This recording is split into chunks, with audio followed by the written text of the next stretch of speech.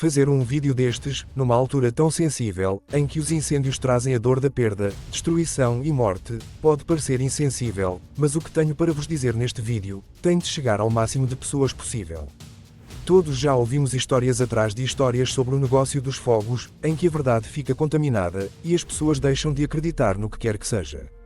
Ninguém tem dúvidas de que as alterações climáticas estão para ficar e os efeitos, já sentidos por todos. Para já, há perguntas que nós portugueses desejamos ver resolvidas e respondidas.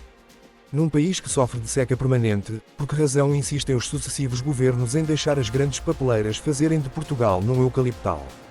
Nestas plantações, o fogo lança-se de árvore em árvore, de forma sempre avassaladora, tornando cada foco incêndio numa bomba combustível que se propaga por dezenas de quilómetros, sem que os bombeiros ou qualquer outro meio os consiga controlar, como se tem visto.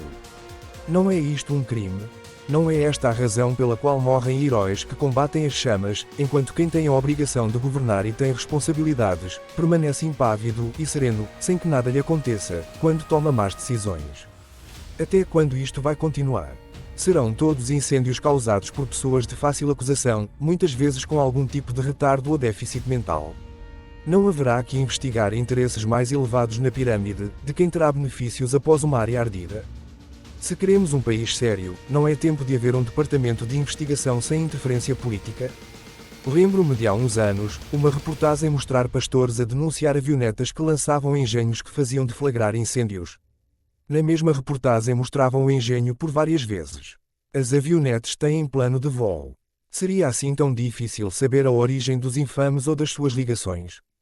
E o porquê de os criminosos serem presentes a juiz e serem colocados em liberdade? Muitos de nós viram este vídeo de um jovem em pânico a filmar o incêndio que o envolvia, indignado por a autoestrada ainda não ter sido encerrada pelas autoridades.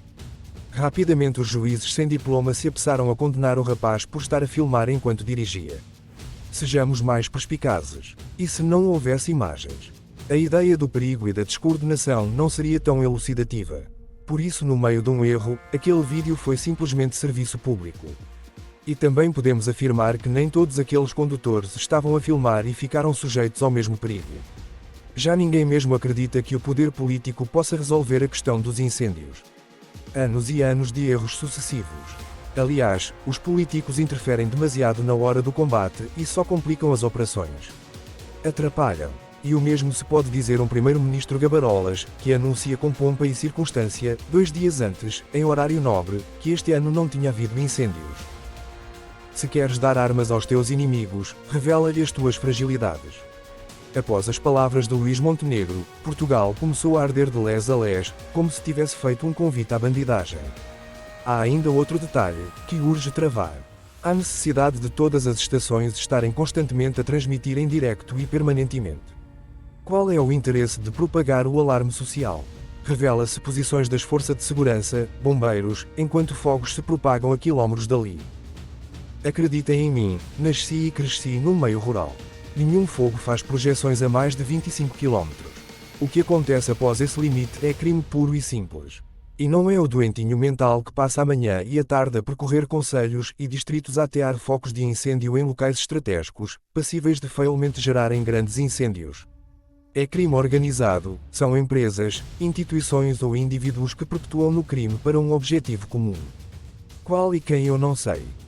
Caberá às autoridades investigar. Um eucaliptal não arde sozinho num ponto isolado, onde na maioria das vezes não passam sequer cabos elétricos. O que pode gerar lucro após um incêndio? A venda da madeira mais barata. O espaço livre para construção.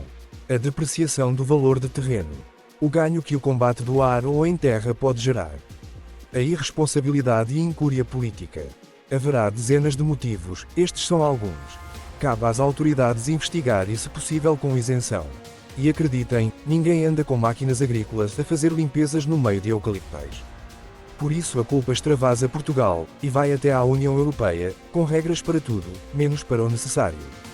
A União Europeia não pode permitir que um país tão pequeno como o nosso tenha tido a sua manta florestal substituída por 23% da sua área com eucaliptos. Sim, a culpa ainda reside no ato criminoso de Assunção Cristas que o permitiu anos lá atrás. É tempo de chamar os bois pelos nomes. Mas há formas de evitar que as coisas continuem assim neste ritmo. No modelo atual, ninguém acompanha o que se passa a seguir. A quem é vendida a madeira? O que acontece aos terrenos depois de queimados? Não seria dissuasor se a empresa que compra madeira fosse do Estado, sem fins lucrativos e grande parte do dinheiro revertesse a favor de comparticipação dos danos? Não seria dissuasor se os bombeiros, ao invés de ganharem por combate, ganhassem por menos fogos na sua área? Não seria dissuasor se as papeleiras pagassem mais impostos cada metro quadrado de eucaliptos? Não seria dissuasor se a União Europeia, que até já prometeu esta medida, ajudasse ao financiamento de um número válido de aeronaves por país e a ajuda fosse automática, para partilha de meios? Será que o modelo atual de comando da Proteção Civil funciona? Não parece. Não funcionou em Pedrógão, não funcionou agora, e os bombeiros criticam-no de forma vigorosa.